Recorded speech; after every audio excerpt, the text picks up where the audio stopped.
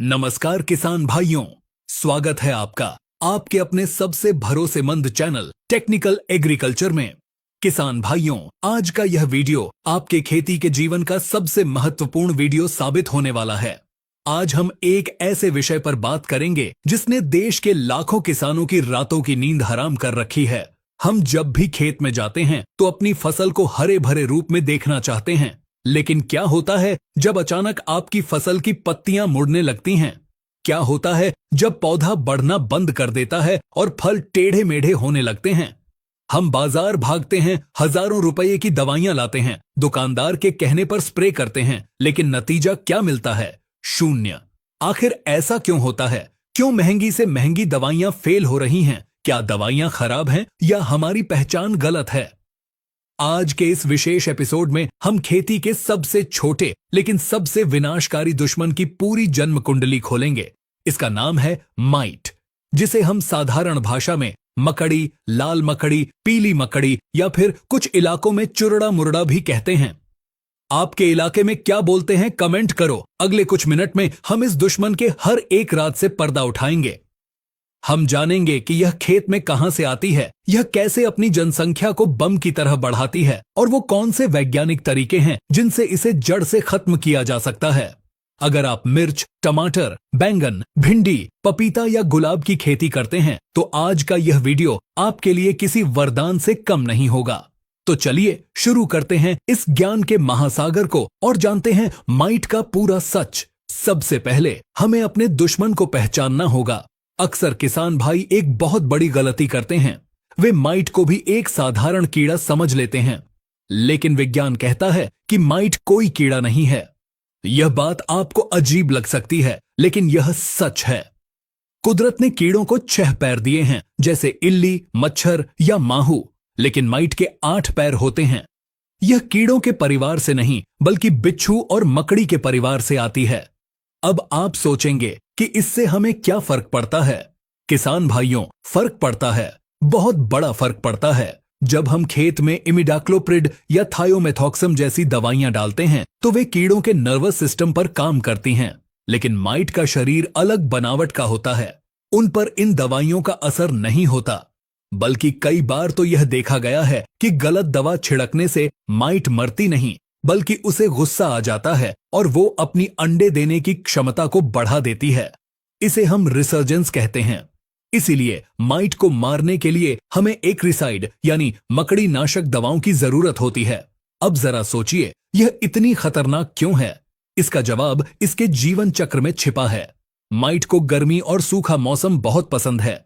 जब तापमान 30 डिग्री से ऊपर जाता है तो यह जीव पागलपन की हद तक सक्रिय हो जाता है।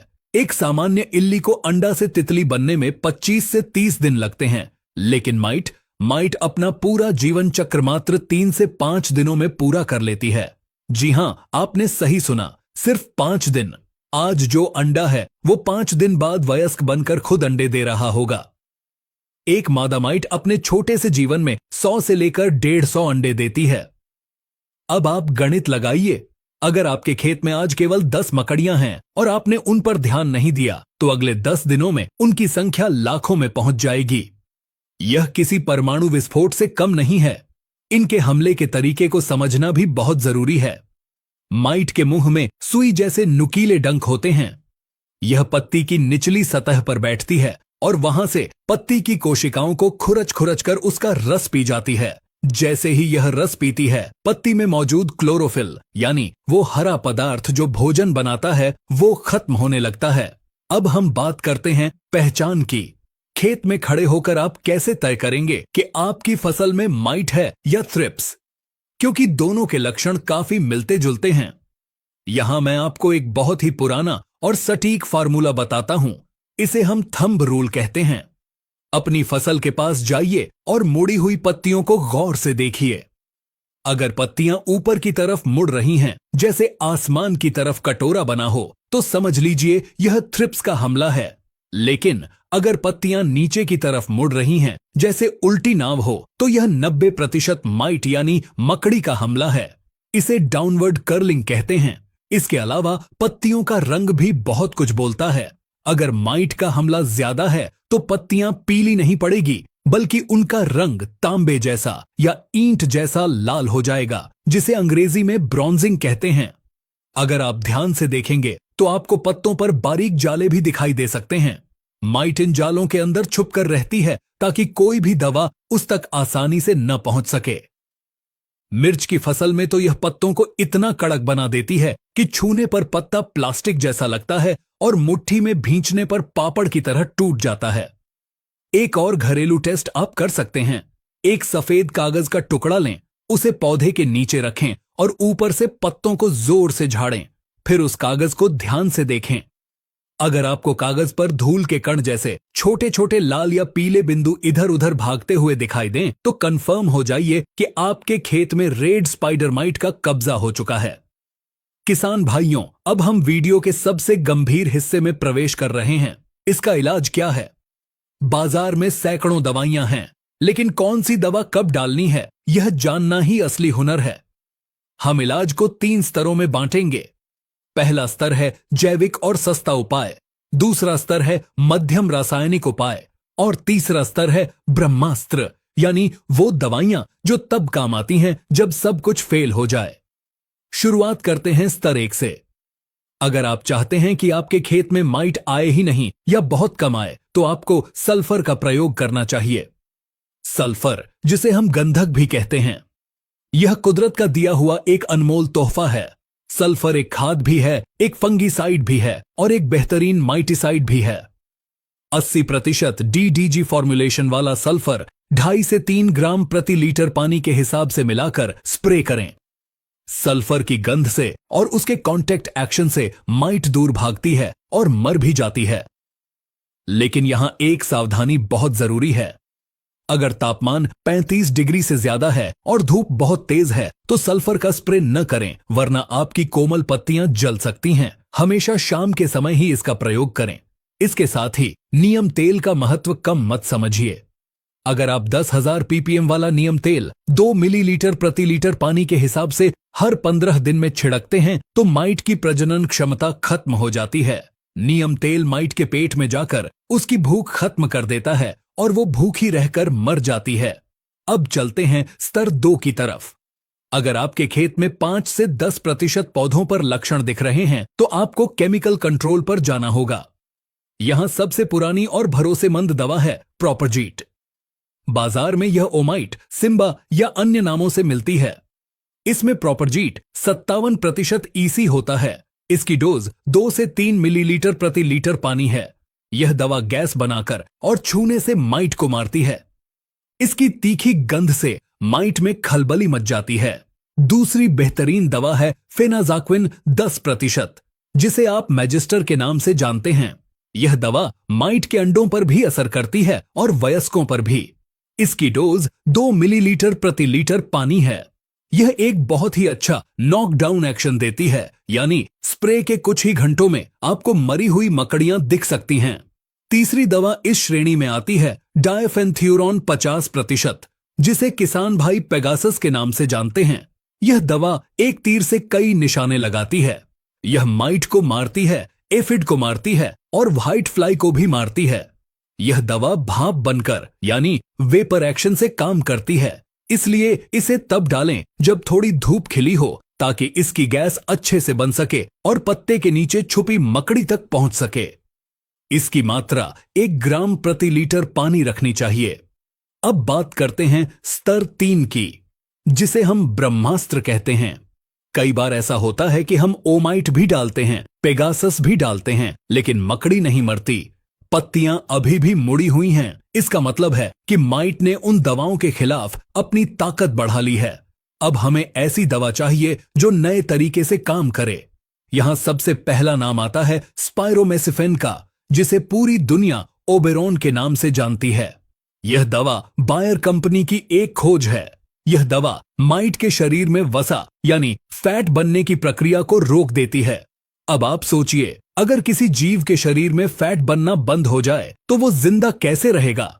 यह दवा खास तौर पर माइट के बच्चों और अंडों के लिए काल है। इसकी सबसे बड़ी खूबी यह है कि इसका असर 15 से 20 दिनों तक रहता है। इसकी मात्रा 1 मिलीलीटर से 1.25 मिलीलीटर प्रति लीटर पानी रखनी चाहिए।